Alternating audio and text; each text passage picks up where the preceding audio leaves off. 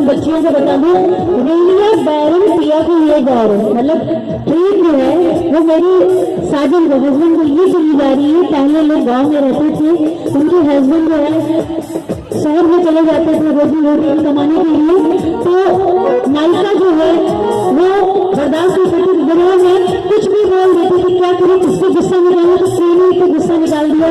बाकी अभी टिकट से जा रही है तो टिकट ये हो जाए, शहर को ये हो जाए, तो वही इस गाने में पूरा है।